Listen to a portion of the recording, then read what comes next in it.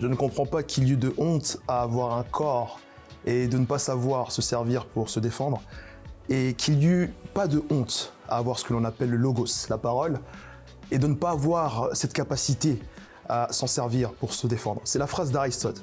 Et Aristote nous illustre dans son livre La rhétorique l'importance de la prise de parole en public. Aujourd'hui, vous allez être amené à vous présenter dans un contexte peut-être hostile. On va essayer d'alléger cela ensemble en 5 parties.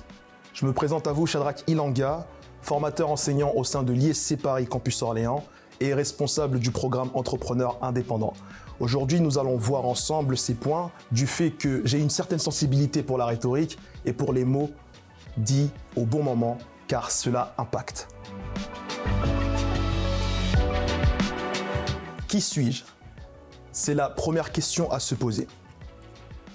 Banalement, on se lance dans des réponses du genre Shadrach Ilanga, on donne l'âge et ensuite peut-être la fonction. Or, cela n'est qu'une conséquence de ce que l'on est. Je vous suggère alors l'outil Why, How, What. Parlez d'abord de votre pourquoi. Le why, c'est de parler de vos valeurs, de vos convictions, de ce qui vous motive tous les jours lorsque vous vous levez pour accomplir vos actes journaliers. Parlez de votre how, c'est le comment. Et le why, quelque part, explique le how. Et le how explique également le why. C'est-à-dire que lorsque vous avez une conviction intérieure et que vous le justifiez à travers des accomplissements, des actions, des décisions, des stratégies, vous êtes en train de valoriser votre why. Ensuite, parlez du what. Et le what, c'est vous. Shadrach Ilanga, le diplôme, votre titre. Et cela apporte plus de profondeur à ce que vous allez dire sur vous et cela permettra de vous connaître. Je vous donne un exemple. Je suis de ceux qui croient qu'une vie peut se confondre avec une nation dans laquelle la devise serait l'intrépidité, la résilience et le perfectionnisme. Ce sont mes valeurs, c'est ce qui m'anime tous les jours, mesdames et messieurs. J'ai fait des erreurs sur mon chemin, mais il m'est arrivé de comprendre ces erreurs et de rectifier cela. Et tous les jours, j'applique en moi-même cette rigueur que j'apprécie tant, car elle me permet d'accomplir de grandes choses. Et bien sûr, grande chose dépend de la grandeur de ce que l'on voit. Et peut-être qu'à vos yeux, cela est petit, mais pour moi, c'est déjà assez. La gratitude également me définit. Tous les jours où je me lève, je remercie les cieux pour ce qu'elle m'a donné la veille, et cela me permet de pouvoir apprécier chaque élément et chaque don de cette vie. Je me présente à vous, Shadrach Ilanga. Peut-être qu'à travers ces mots, vous avez réussi à me connaître, ou peut-être pas, mais en tout cas, c'est une partie de ce que je suis. Tout orateur, ou du moins toute personne qui vérifie ces mots, doit vérifier 2 parties décisives lors de son allocution. On appelle ça l'exorde et la péroraison. La première partie de votre présentation est la fin. Bien sûr, vous allez être dans une interaction, mais les premiers mots vont capter l'attention de votre auditoire. Et je vous suggère quelques outils qui vont vous permettre de maîtriser ce que j'appelle l'art de commencer. Commencez par une citation. Commencez par un mot qui paraît absurde ou un mot qui surprend. Commencez par exemple en posant une problématique.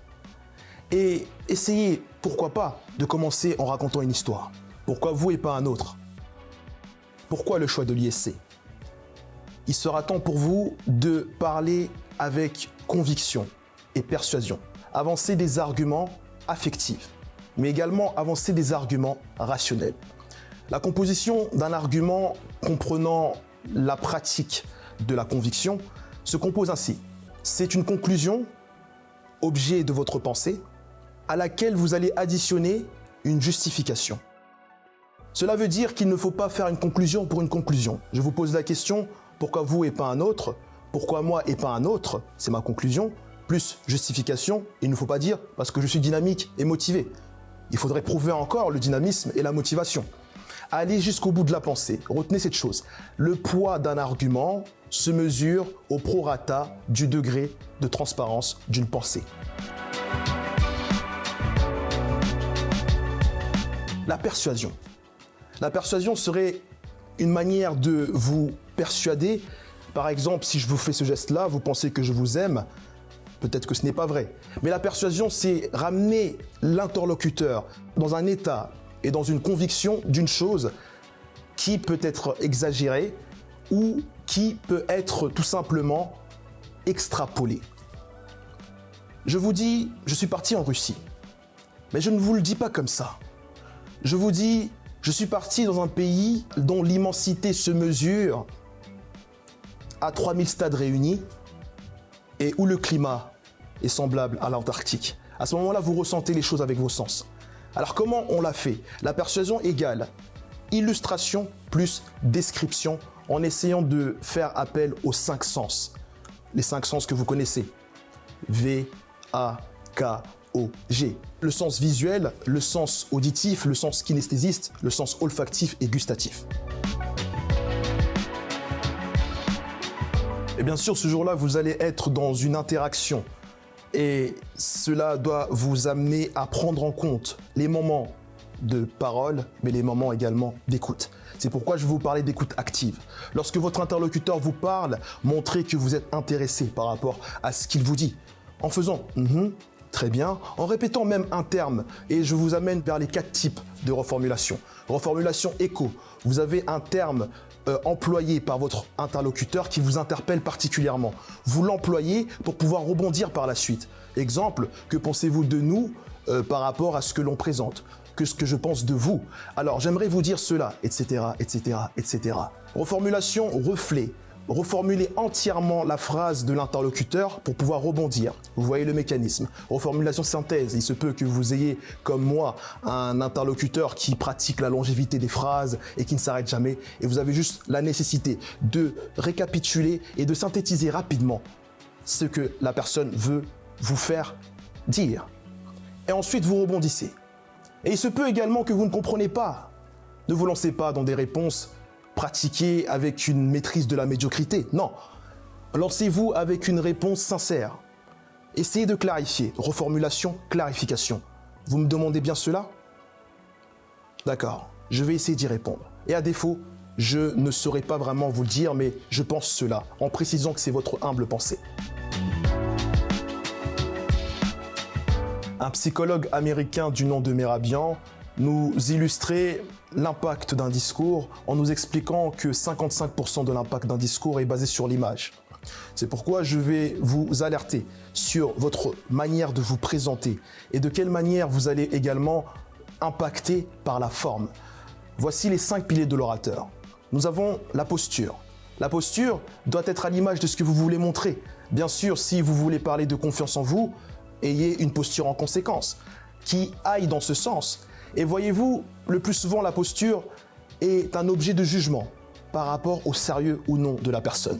La gestuelle. La gestuelle, c'est l'instrument que vous avez en vous qui vous permet d'expliquer avec pédagogie les mots que vous employez.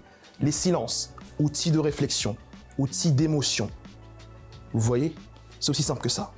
Vous avez également ce qu'on va prôner au maximum, la voix. Votre voix, dans son intonation et dans sa tonalité, doit faire ressentir ce que vous avez en vous.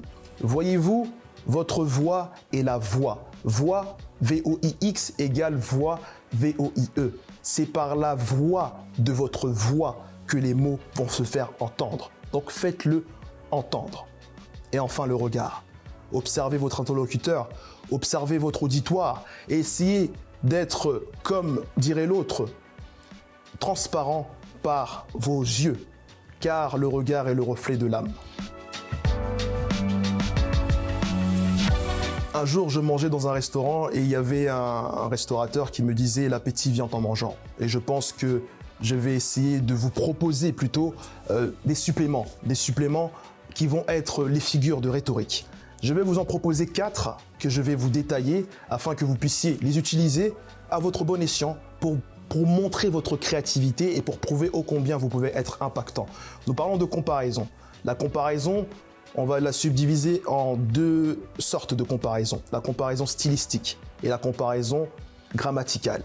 Dire « il est grand comme son père » est une comparaison grammaticale. Dire « il grogne comme un lion » est une comparaison stylistique. Dans les 2 comparaisons, nous avons 3 composantes qu'il faut prendre en compte. Le comparer, le terme de comparaison et le comparant. Dans l'exemple de dire qu'il est grand comme son père, il est le comparé, grand comme est le terme de comparaison et le père est le comparant. Pourquoi préciser cela? Parce que nous avons également la métaphore. On a dit tout à l'heure, les yeux sont le reflet de l'âme. C'est une métaphore. Contrairement à la comparaison, il y a l'absence du terme de comparaison qui affirme une chose pour pouvoir poser une image. C'est comme si vous disiez le regard d'une voiture. La tour Eiffel veille sur ses habitants. Vous avez également la personnification. La personnification apporter des attributs humains à une chose qui n'a pas de vie. C'est une manière d'imager ce que vous allez dire et il n'y a rien de plus impactant que l'image qui se fait entendre. Voilà le pouvoir des mots.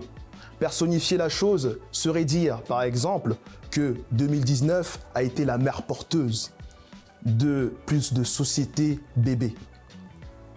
Pour faire comprendre qu'en 2019, il y a eu plusieurs sociétés qui ont été créées. Maintenant, je vous ai donné les outils. Bon courage à vous et j'espère vous voir dans votre excellence et dans votre pratique de l'art oratoire. Merci.